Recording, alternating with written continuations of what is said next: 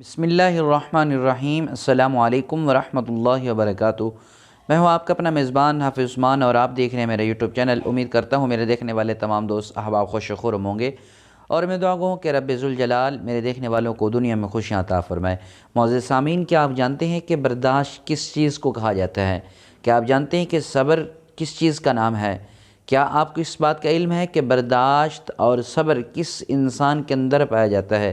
اگر آپ نہیں جانتے تو آپ ہماری اس ویڈیو کو مکمل دیکھیں۔ انشاءاللہ یہ ویڈیو دیکھنے کے بعد آپ کے علم میں اضافہ ہوگا اور اللہ کے فضل و کرم سے انشاءاللہ آپ کی سوچ ضرور بدلے گی۔ معزز سامعین، کہتے ہیں کہ کسی محلے کی ایک مسجد میں تعمیراتی کام شروع تھا۔ چند دن کام چلنے کے بعد مسجد کا کام رک گیا کیونکہ مسجد کا فنڈ اور بجٹ ختم ہو چکا تھا۔ اب محلے کی اس مسجد کی انتظامیہ مل کر قاری صاحب کے پاس آئے اور کہا، قاری صاحب بات یہ ہے کہ مسجد کا فنڈ ختم ہو چکا ہے، لیکن ہمارے پاس ایک راستہ ہے۔ اور کہا کہ اس گلی کے اس نکر پر ایک ایسے بندے کا گھر ہے جو تاجر ہے، بڑا مالدار ہے اور بڑا ہی پیسے والا ہے، لیکن یہ مالدار پیسے والا انسان دولت کی وجہ سے تکبر کے اندر آ گیا ہے اور فاسق اور گنہگار ہو گیا ہے، متکبر ہو چکا ہے۔ اگر آپ اس کے پاس جائیں، چندے کی اپیل کریں، تو اگر آپ جائیں گے وہ پیسے دے گا تو پھر مسجد کا کام سٹارٹ ہو سکتا ہے۔ تو قاری صاحب نے، امام مسجد نے ہمیں بھر لی جانے کی۔ پھر شام کو قاری صاحب اس امیر انسان کے گھر پر پہنچے، دروازے پر دستخط دی۔ دستخط دینے کے بعد وہ امیر مالدار تاجر انسان نمودار ہوا۔ جب دیکھا اس نے کہ قاری صاحب آئے ہوئے ہیں، امام مسجد آئے ہوئے ہیں، تو اس نے متکبرانہ انداز میں یہ بات کہی کہ پہلے تو میں آپ کی مسجدوں کے سپیکروں سے بڑا تنگ تھا، میرا سکون ختم ہو چکا تھا، لیکن آج یہ نوبت آ گئی کہ آپ میرے گھر تک آ گئے ہیں۔ کیا آپ کو چندہ مجھ سے ملتا ہے؟ باقی محلے والے مر گئے ہیں، آپ میرے پاس کیا کرنے آئے ہیں، کیا لینے آئے ہیں؟ تو قاری صاحب نے، امام مسجد نے بڑے ہی پیار سے اور اچھے انداز سے یہ بات کہی کہ دیکھیں صاحب، مجھے اللہ رب العزت نے آپ کے پاس بھیجا ہے اور آپ کے تعاون کی بہت اشد ضرورت ہے۔ اگر آپ تعاون کریں گے تو مسجد کا کام جو ہے پھر سے سٹارٹ ہو جائے گا۔ تو وہ بڑے غصے میں آ کر اس نے کہا، لے آؤ اپنے ہاتھ میں، تمہیں ابھی چندہ دیتا ہوں۔ قاری صاحب نے پھر پیار سے اپنا ہاتھ آگے کیا۔ اس متکبر اور ظالم انسان نے قاری صاحب کو اس ہاتھ پر اپنا تھوک دیا، اور قاری صاحب نے پیار سے بڑے ہی اچھے انداز سے وہ اپنا تھوک قاری صاحب نے اپنے کپڑوں کے ساتھ صاف کر کے پھر دوسرا ہاتھ آگے کیا۔ کہا، وہ تھا میرے لیے، اب اس پر دو اللہ کے لیے، اللہ کے لیے چندہ دو، اللہ کے لیے مال دو، اللہ کے لیے دنیا دولت دو، تاکہ وہ مال دنیا دولت اللہ کے گھر پر لگے اور اللہ آپ سے راضی ہو جائے۔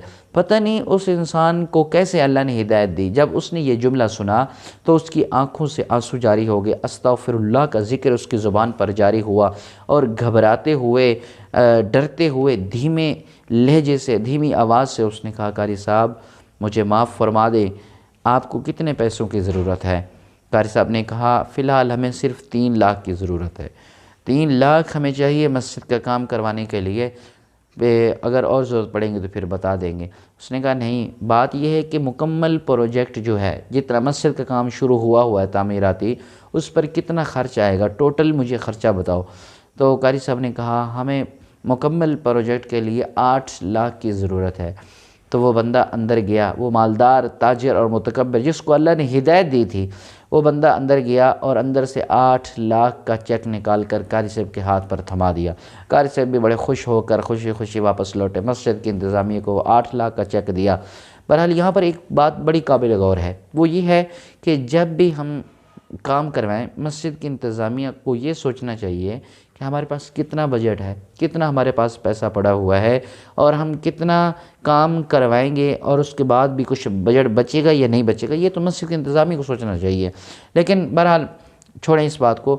بات یہاں پر ایک اور قابل غور ہے کہ جتنے بھی مسجد کے خادمین ہیں، ائمہ کرام، علماء کرام، مؤذنین، امام صاحبان، قراء حضرات، حافظ حضرات، ہمیں صاحب استطاعت لوگوں کو، دنیا دار لوگوں کو، ہمیں ان کے ساتھ تعاون کرنا چاہیے، ہمیں ان کی خدمت کرنی چاہیے، کیونکہ یہ جو لوگ ہوتے ہیں یہ تھوڑے سے پیسوں میں بہت بڑے منصب پر فیض ہو جاتے ہیں۔ 10,000، 8,000، 7,000 یار کوئی تنخواہیں ہیں۔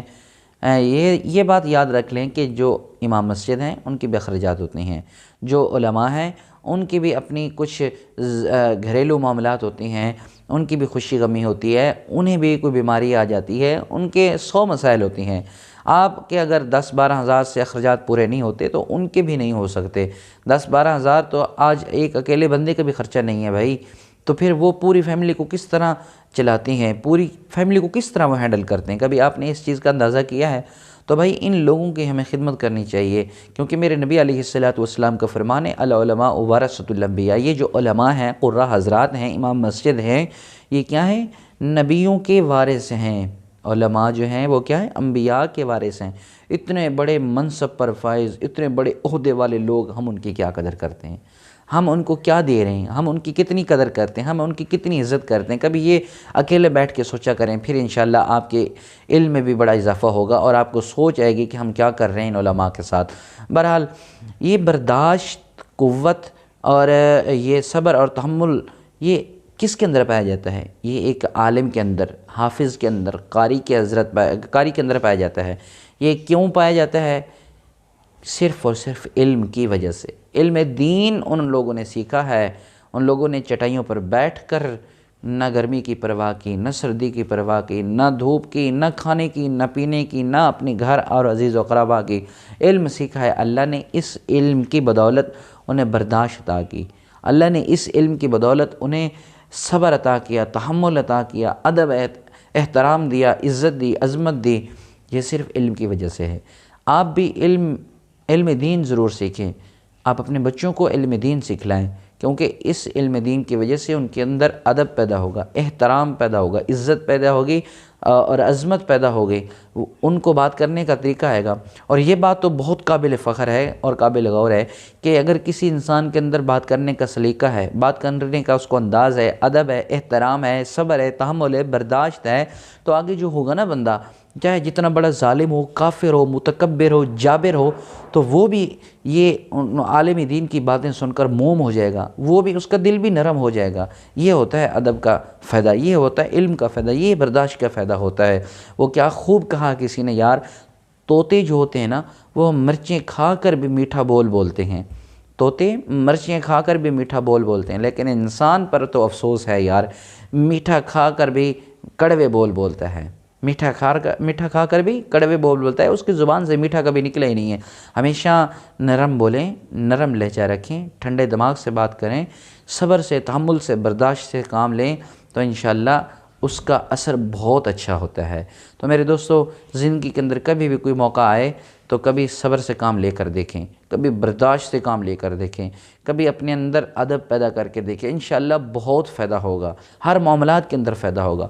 میں دعا کرتا ہوں رب ذوالجلال مجھے اور آپ کو، ہم سب کو ادب، احترام، صبر اور تحمل، برداشت سے کام کرنے کی توفیق عطا فرمائے، اور رب تعالیٰ مجھے اور آپ کو دنیا میں رہتے ہوئے نیک باتوں پر عمل کرنے کی توفیق عطا فرمائے۔ السلام علیکم ورحمۃ اللہ۔